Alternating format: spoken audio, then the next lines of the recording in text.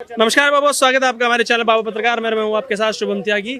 योगी आदित्यनाथ का बुलडोजर जब बलात्कारियों पे या दंगाइयों पे चलता था, अब उसको लेकर आज सुप्रीम कोर्ट ने एक सख्त टिप्पणी की है। कोर्ट कहती है कि किसी के भी आरोपी होने पर उसके ऊपर आप बुलडोजर नहीं चला सकते हो। अब इस सख्त टिप्पणी के बाद भारतीय जनता पार्टी पर फिर से टारगेट किया जा रहा है। विपक्ष की तरफ से कहा जा रहा है कि आज सुप्रीम कोर्ट ने बड़ी अच्छी वर्डिक्ट दी है, ये संविधान को ना मानने वाली पार्टी है। अब जनता कैसे देख रही है इस पूरी वर्डिक्ट को? हमारे साथ कुछ लोग जुड़े, उनसे पूछते हैं, बात करते हैं। बुलडोजर एक्शन जब होता है उत्तर प्रदेश में, चाहे बलात्कारी हो चाहे दंगाई हो, अभी तो विपक्षियों को मिर्ची लगती थी, लेकिन अब सुप्रीम कोर्ट ने भी सख्त टिप्पणी करी है कि किसी के सिर्फ आरोपी होने पर ही आप उसके घर पर बुलडोजर नहीं चला सकते हो। तो कैसे देखते हैं सुप्रीम कोर्ट की टिप्पणी को? सर, मैं कई बार मैं हालांकि अपने देश के संविधान को मानने वाले व्यक्तियों, न्यायालय में बहुत अटूट, असीम भरोसा करने वाला, विश्वास करने वाला व्यक्ति हूँ, लेकिन कभी कभी जब फैसले आते हैं कुछ तरीके की टिप्पणियाँ होती हैं, खास करके हमारे सुप्रीम कोर्ट से, तो कहीं ना कहीं पीड़ा होती है और सोचना पड़ता है कि मतलब कौन लोग हैं, ये क्यों ऐसा कर रहे हैं, मुझे समझ में नहीं आता। कारण है इसका, बहुत से ऐसे कानून हैं जिनको सुप्रीम कोर्ट कभी टिप्पणी नहीं करता है, और बहुत सी चीज़ें ऐसी जहाँ पर उसकी ज़रूरत नहीं है वो वहाँ पर स्वतः संज्ञान ले लेता है। आज अगर बुलडोजर राज की वजह से उत्तर प्रदेश के अंदर में क्राइम, मैं ये नहीं कहता क्राइम कहीं पर भी ख़त्म हो गया है, क्योंकि क्राइम ख़त्म करने के लिए एक मानसिकता को मारना पड़ेगा। वो मानसिकता जब तक नहीं मरेगी तब तक क्राइम तो ख़त्म हो ही नहीं सकता, बट फिर भी कम हुआ है। और कम इतना नहीं, 90% क्राइम कम हुआ है उत्तर प्रदेश में। जिस उत्तर प्रदेश में लोग रात के 8 बजे के बाद, अंधेरा होने के बाद जाना अकेले नहीं पसंद करते थे, आज वो लोग कम से कम घरों से तो निकल जाते हैं। आज बदमाश डरता है कि अगर मैं किसी के साथ में किसी का अपहरण करूंगा तो मेरे घर पे बुलडोजर चल जाएगा, किसी को छेड़ूंगा तो बुलडोजर चल जाएगा, किसी को मारूंगा तो बुलडोजर चल जाएगा। एक डर है। सुप्रीम कोर्ट खुद तो कभी वो डर पैदा नहीं कर पाया। हम निर्भया आंदोलन से जुड़े हुए लोग थे। निर्भया के केस में ही आप देखिए, फास्ट ट्रैक की बातें हुई, कितना कुछ हुआ। हम लोगों ने, युवाओं ने लाठियां खाई, पानी की बौछारें झेली, सब कुछ करने के बाद में भी निर्भया को इंसाफ मिलते मिलते 9 साल लग गए। ठीक है, उसके बाद में अब हम आते हैं, आज भी बेटियों की हालत जस की तस है पूरे हिंदुस्तान के अंदर। अगर आप देखेंगे तो बलात्कारी डर नहीं रहा है। ये सुप्रीम कोर्ट का और ये सरकार का फेलियर है कहीं ना कहीं, कि उनके अपराधियों के दिल में खौफ नहीं है। एक शख्स ऐसा आता है जो एक मठ से उठकर आता है, जिसे लोग कहते हैं संत है, सन्यासी है, वो एक बुलडोजर की स्कीम ऐसी लाता है, ऐसी बुलडोजर की स्कीम लाता है कि पूरे हिंदुस्तान के अंदर में हर कोई अपने मुख्यमंत्री को कंपेयर करने लग जाता है कि ये तो आसाम का योगी है, ये तो दिल्ली का योगी है, ये तो मध्य प्रदेश का योगी है, ये तो मतलब अलग अलग प्रदेशों से कंपेयर करने लगता है कि हमें योगी की जरूरत है। ये लोकप्रियता जनता के बीच में कैसे आई? ऐसे ही तो आई नहीं। लेकिन उन्होंने संवैधानिक तरीका निकालो, कोई बुलडोजर चलाना कोई उसका हल नहीं है। आप किसी आरोपी बनते ही आप क्यों किसी के ऊपर बुलडोजर चला देते हो? सर, जिसपे बुलडोजर चल भी रहा है आरोपी बनने के बाद भी, कहीं ना कहीं उसके अवैध निर्माण पर बुलडोजर चल रहा है ना जी। अगर अवैध निर्माण पर बुलडोजर चल रहा है तो आपको समस्या क्या है, मुझे ये बताइए ना। अगर एक अपराधी का घर बुलडोज किया जा रहा है तो क्या समस्या है? वो अपराधी जो किसी के बच्चे को मारकर उसके पूरे परिवार को उजाड़ देता है जी। क्या एक इंसान की कीमत से ज्यादा घर की कीमत होती है क्या? मुझे बताइए ना। एक अपराधी किसी के बच्चे को जान से मार देता है या किसी लड़की का बलात्कार कर देता है, और उसके बाद में अगर उसका घर बुलडोज कर दिया जा रहा है, तो उसमें कौन सी दिक्कत आ रही है, मुझे समझ में नहीं आ रहा। और कौन सा संवैधानिक तरीके से आपने कौन सा खौफ पैदा कर दिया? निर्भया से लेके आज तक, निर्भया हो, मनीषा हो, आशिफा हो, गीता हो, गुड़िया हो, प्रियंका हो, किस पे जाकर हालात बदले? अभी मौमिता देख लो ना जी। अभी उत्तर प्रदेश के अंदर में सपा के पोषित 2 गुंडों ने, एक मोहित खान और एक नवाब सिंह यादव का उस बच्ची के साथ में डीएनए मैच हो गया, जबकि सपा की वरिष्ठ नेत्री जूही सिंह क्या कहती हैं कि इसको फंसाया जा रहा है। आज क्या जूही सिंह उस बिटिया से माफी मांगेंगी? बताइए मुझे। आज बेशर्मी से वो कुछ और बयान दे देंगे, उनको फर्क नहीं पड़ता। एक बेटी का बलात्कार हो जाता है और ये लोग छाती पीटते हैं इस बात पर कि बुलडोजर चला दिया गया। अरे नवाब सिंह को तो मैं कहता हूँ सरेआम गोली मार दो। एक छोटी सी बच्ची का जो बलात्कारी है, डीएनए में भी अब तो मैच हो गया ना। क्या अखिलेश यादव अब कहेंगे कि उसको फांसी दे दो? हाँ, लेकिन मुझे इंतजार रहेगा अखिलेश यादव का कि बोले फांसी दे दो। सवाल इस पे ये भी है कि राहुल गांधी अभी कल ही ये कहते हैं कि युवाओं सड़कों पे आओ, अपने हक की लड़ाई लड़ो, मैं तुम्हारे साथ हूँ। लेकिन जब अयोध्या की बात होती है और जब कन्नौज की बात होती है तो नवाब साहब चुप रहते हैं। जब किसी बच्ची का रेप होता है तो पूरे देश में आक्रोश रहता है, लेकिन जब बुलडोजर चल जाता है तो फिर पेट में दर्द क्यों होता है? कैसे देख रहे हैं राहुल गांधी की इन चीजों को? सर मैं राहुल गांधी को शुरू से एक बात बोलता आया हूँ, राहुल गांधी की पूरी साजिशें हैं हिंदुस्तान को तोड़ने की, हिंदुस्तान में अस्थिरता लाने की और हिंदुस्तान के युवाओं को भटकाने की। न्यू वालों के साथ खड़ी हो गई थी, फिर शाहीन बाग वालों के साथ खड़ी हो गई थी।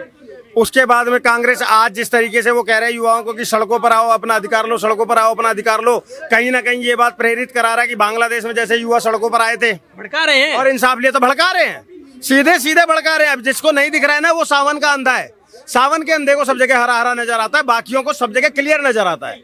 तो जिसको आज राहुल गांधी में वर्ल्ड लीडर नजर आ रहा है ना, कि वो विश्व का नेता हो गया है या ये नेता हो गया फलाना हो गया है, मैं आज भी राहुल गांधी को एक अपरिपक्व व्यक्ति मानता हूं, नेता तो बहुत दूर की बात है। और वो राहुल गांधी हर बार देश के अंदर में अस्थिरता लाने की कोशिश करता है जो कि नाकाम होती रहती है। उसका कारण ये है कि ये हिंदुस्तान बाई नेचर सनातनी है, बाई नेचर सनातनी है। हिंदुस्तान में आज भी सनातनियों की संख्या मजबूत है, इस वजह से ये स्थिरता नहीं आ पा रही है। अगर यही कोई इस्लामिक कंट्री होती तो राहुल गांधी जैसे नेता एक बार नहीं 10 बार तख्ता पलट करा चुके होते देश में। लेकिन सर एक चीज मैं समझने की कोशिश ये कर रहा हूँ कि जब अयोध्या में रेप होता है 12 साल की बच्ची का, तो लोगों में आक्रोश होता है, जब बंगाल में होता है तब लोगों में आक्रोश होता है। विपक्षी पार्टियां भी यहाँ तक की कह देती हैं कि ऐसे लोगों को मार देना चाहिए। एग्जाम्पल दिया जाता है सऊदी के कानून के कि सऊदी में पत्थर मार के जो बलात्कारी होता है उसको मार दिया जाता है। कुछ जगह ऐसे रूल हैं उनका प्राइवेट पार्टी काट दिया जाता है। लेकिन अगर भारत में एक छोटी सी पहली की जा रही है, चाहे वो आरोपी है लेकिन है बलात्कारी, और उसके घर पे अगर बुलडोजर चलता है तो इन पॉलिटिकल पार्टीज के पेट में दर्द होता है, सुप्रीम कोर्ट के पेट में दर्द होता है। लेकिन ऐसे जब दूसरी जगह में होता है इनकी मिसालें दी जाती है, तो इसको कैसे देख रहे हैं? सर मैं इसको बिल्कुल वैसे देखता हूँ जैसे कथनी और करनी में फर्क होता है, या हाथी के दांत खाने के और दिखाने के और होते हैं। विपक्ष एक तरफ कहता है कि अपराधियों को मारते क्यों नहीं है, भाजपा की सरकार है, ऐसा करते क्यों नहीं है। मैं आपको मिसाल देता हूं, कन्हैया के लिए जब भी बात करोगे विपक्षी कोई भी आ जाएगा, कहेगा चार्जशीट दाखिल क्यों नहीं करते, चार्जशीट दाखिल क्यों नहीं करते, चार्जशीट दाखिल क्यों नहीं करते। और जब चार्जशीट दाखिल होती है, शर्जील इमाम जब जेल में होता है तो उसके लिए कैंपेन चलाते हैं कि इतने 495 दिन से शर्जील इमाम जेल में है, तो ताहिर हुसैन के परिवार से हाजी शोएब जमई मिलकर आया है, उनको फिर आतंकवादियों को मासूम दिखाने लग जाते हैं। तो इनकी कथनी और करनी में फर्क है। ये एक तरफ कहते हैं बलात्कारी को गोली मार दो, दूसरी तरफ केजरीवाल क्या करता है, 17 साल के बलात्कारी को 10,000 रुपए और सिलाई मशीन दे देता है। एक तरफ कहते हैं बलात्कारी को फांसी दे दो, दूसरी तरफ नवाब सिंह के और मोहित खान के पक्ष में अखिलेश यादव और पूरी समाजवादी पार्टी खड़ी हो जाती है। एक तरफ कहते हैं कि अपराधियों को फांसी दे दो, दूसरी तरफ जो संसद के अंदर में जाकर बम फोड़ने की कोशिश करते हैं, संसद में जाकर अराजकता फैलाने की कोशिश करते हैं, उस अधेड़ औरत को नौकरी नहीं मिलती है, उसको छुड़ाने के लिए किसान आंदोलन में मांग रख देते हैं। तो इनकी कथनी और करनी में बहुत बड़ा फर्क है। मापदंड हो क्यों रहा है सर? क्योंकि ये दोगले हैं, क्योंकि ये दोगले हैं, इनका डीएनए दोगला है, इसलिए हो रहा है। सिंपल सी कहानी है और इससे इतर और कुछ भी नहीं है। अगली सवाल मेरा भी यही होगा, जैसे नवाब सिंह यादव की डीएनए रिपोर्ट आ गई है, उसमें वो पुष्टि हो गई कि उसने ही रेप किया है। राहुल गांधी चुप है, पूरा विपक्ष चुप है, सुई टपक सन्नाटा नजर आता है चारों तरफ, लेकिन मणिपुर पर अभी भी छाती पीटते हैं। तो क्या सिर्फ राजनीति में आना है, सत्ता हासिल करनी है, सिर्फ यही एक मुद्दा रह गया राहुल गांधी का भड़काने का, और कोई मुद्दा दिखता नहीं है आपको? सर चाहे राहुल गांधी हो, चाहे अखिलेश यादव हो, चाहे ममता बनर्जी हो, चाहे केजरीवाल हो, चाहे आज चंद्रशेखर रावण हो, ये जितने भी विपक्षी हैं, ये अपने आप को जो बहुत कूल दिखाने की कोशिश करते हैं, इनका सिर्फ और सिर्फ एक ही मकसद रह गया है देश में कि किसी भी तरीके से इनको सत्ता मिल जाए। इसके इतर इनको जनता से कोई लेना देना नहीं है। क्योंकि अगर ये दलित चिंतक होते तो जब सही में दलितों के ऊपर अन्याय होता है तो ये उस पर आवाज़ उठाते। मोहित खान ने जिस बच्ची का बलात्कार किया है अयोध्या की, वो दलित है, वो दलित है, लेकिन सपा पार्टी वहाँ पर भी चुप है, राहुल गांधी चुप है वहाँ पर। जब दिल्ली में साक्षी मारी गई थी, दलित थी, चंद्रशेखर रावण, राहुल गांधी, कोई भी बोला था क्या? मुझे एक बात बताइए। तो इन लोगों को ना तो दलित से कोई लेना देना है, जो ये पीडीए का भी नारा देते हैं ना, पिछड़ा दलित और अल्पसंख्यक, इनको उससे भी कोई, इनको सिर्फ अल्पसंख्यक से मतलब है, क्योंकि अल्पसंख्यक की 20% वोट इनकी एक मुश्त है। सपा तो हमेशा कहती आई थी ना MY, मुस्लिम यादव।